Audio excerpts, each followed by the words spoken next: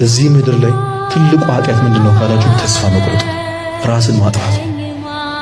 ስርየት የሌለው ኃጢአት ምንድነው ካላችሁ ራስን ማጥፋት። መጽሐፈ ብርሃን ላይ ምን ይላል? እግዚአብሔር እያለቀሰ ይፈርዳል ይላል። እያዘነ የሚፈርድበት ነገር ኃጢአት ቢሆን ዝር እንዳይል ያሳቸው ዝር እንዳይል መኖር ይሻላል። እሺ ደግሞ ትንሽ ኑሩ። እውነት ትንሽ መኖር መልካም ነው። እግዚአብሔር ለምን በዚህ በወጣትነታችሁ ያለ እድሜያችን እኮ ነው አይደል? በዚህ እድሜያችን እኮ እኛ መወረቅ ምናምን ነበር የነበረብን። እንደዚህ አይነት ነገር እኮ አልነበረም ማሳለፍ የነበረብን አይደል? አልነበረም እኮ ግን ለምን እንደሆነ የሚያሳይበት ቀን ይመጣል። እሺ ዮሴፍ በወንድሞቹ መጠላቱ፣ መሸጡ፣ ጉድጓድ ውስጥ መሆኑ፣ ባሪያ መሆኑ፣ ከዛ መታሰሩ፣ በሐሰት መመስከሩ፣ እነዚህ ሁሉ ነገሮች ለንግስና ነበር። አንተ ለምን በዚህ በኩል እያሳለፈ እንደሆነ የምታውቀው መጨረሻ ላይ ጠብቀው። እግዚአብሔር እስኪ ጠብቀሃለሁ በሉ፣ ባለውበት ቆሜ በሉ፣ ምን እልሃለሁ ጠብቁት እግዚአብሔር። አንድ ቀን እኛ ሲደክመን እኛ ተስፋ ትተነው በቃ ለእሱ ስንተወለት እሱ ያነሳል። ሌላኛው ድካምን ማመን ነው። እራሳችሁ አትታገሉ። ድካምን ማመን ትልቅ ነገር ነው። ለዚህ አንድ ነገር ልንገራችሁ ጨርስ። ዲያብሎስ እግዚአብሔር እንደዚህ ይለዋል፣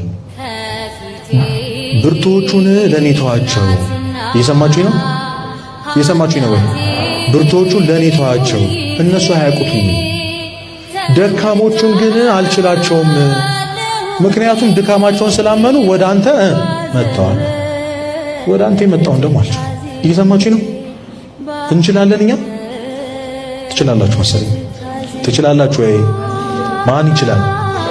እሱ ያሸንፍልን። ተውት አውጣችሁ። ጌታ ሆይ እኔ ከዚህ በኋላ ማድረግ የምችለውን ነገር ጨርሻለሁ፣ አንተ ጉልበት ካልሆንከኝ በስተቀር አንተ እጅህን ካላስገባህበት በቀር እኔ ትቼዋለሁ። ድካማችን አምነን ስብር ብለን መጥተን ማልቀስ። እኛ ዝም ብለን ንስሐ እንግባ፣ ዝም ብለን ስለ ወዶ እንቀበል፣ ዝም ብለን የወደቅን ቶሎ እንነሳ።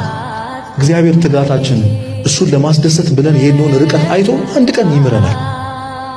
ድካምን አሙኑ ወደ እግዚአብሔር መቅረብ።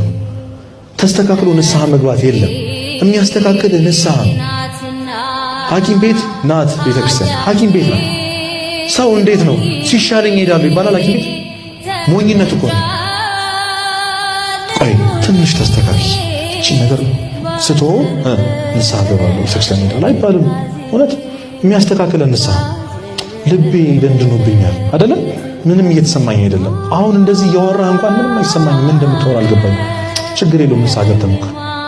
ችግር የለውም ንስሐ ገብተህ ሞክረው። ልብህን እንዴት እንደሚሰብሩ ታያለህ፣ እንዴት እንደምታለቅሽ ታያለሽ። ሞክሩት እስኪ። ስንት ነገር ሞክረናል። የሆነ ነገር መጣ ሲባል ፋሽን ምናምን ስንት ነገር ሞክረናል። አይተናቸዋል። ጥሩ የሚባሉ ስልኮች ሲመጡ አየናቸው። እስኪ አሁን ዛሬ ክርስቶስን ሞክሩት።